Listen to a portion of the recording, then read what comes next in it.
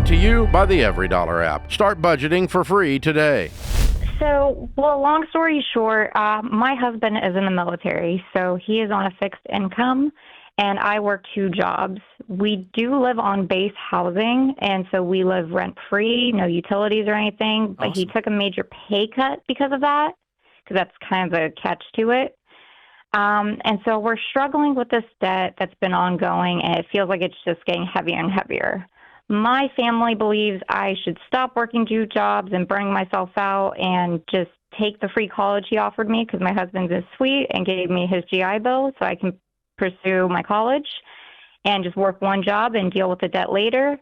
I believe I should continue to grind out with the 2 jobs and get our debt gone because I know I can do it. I just kind of don't know what to do. I'm not sure. I just wanted your guys' opinion. Wow. How much debt do you guys have? So I have roughly about $30,000, including my car, and his is just 2 big ones. So $20,000 on a credit card and $20,000 on a car. Okay. Does he need the car if he's on base? Could that be sold?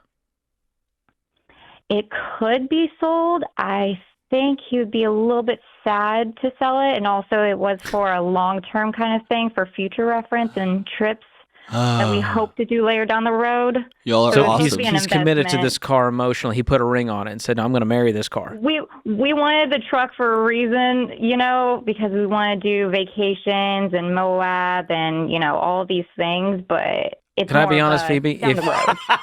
If I told my wife, You're hey, awesome. You can work 3 jobs if you want, I'm keeping this car, versus, hey, if we sell this car, we could knock out like a third of our debt today. That would excite me and give you the freedom and runway to go to college if you wanted to. And if you sold yours and just bought like a Corolla, that everyone would be like, "Why are you driving that?" And you'd be like, "Because I'm free." Yeah, how about that would skin in knock the out game? halfway. We spit shake and say we're both selling. Do what?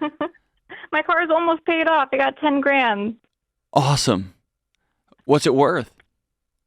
Probably like 4. Last time I had a Ford Fusion, it didn't value out that well, actually. So it didn't value out, and so you were like, "You know what? I'm going to buy another one."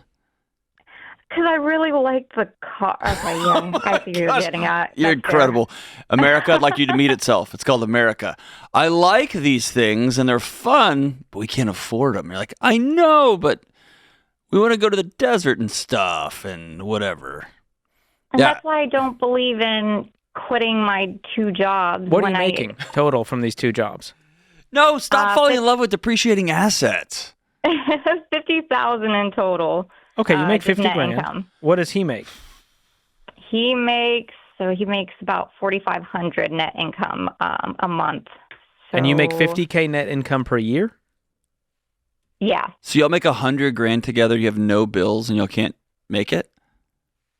The debt has kind of put a weight on us. Plus, with the economy and everything. No, you make $100,000. Y'all have no bills. You guys are bringing in, this is my estimation, over $8,600 a month net take-home pay.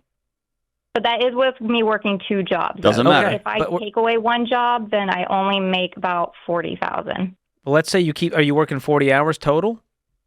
I work with both jobs about 60 to 70 hours a week. Okay. Or sorry. That tracks. Okay. And you have a total of, based on my math, $70,000 in consumer debt? Yes. And how much are your actual expenses that you guys have to pay every month, including the minimum debt payments? My expenses roughly come out to, I want to say about $3,000 or so.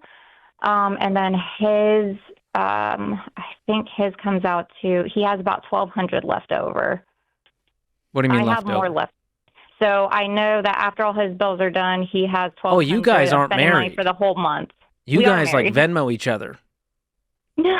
You just said he's got his bills he pays, I got my bills I pay, he has this much left over, I have this much left over. Right? Because I like to pay my bills. I'm very OCD about how I pay my bills and everything. You're just not OCD about being married? No, we're on our first year. Okay. We've been together for 6 years, but we're on our first year of marriage. So we're working on the colliding of income and everything, but I kind of like my stuff. Okay, here's the thing. In a way. Here's the truth, okay? This is just bottom line. nothing in your life is going to change. And that's okay if that's what you want. Mm-hmm.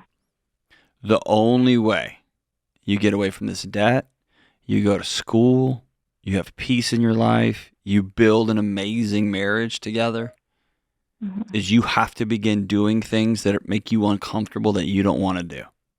Period. And the irony is, for me and George, is we can see every day of your life you're doing things you don't want to be doing. Right.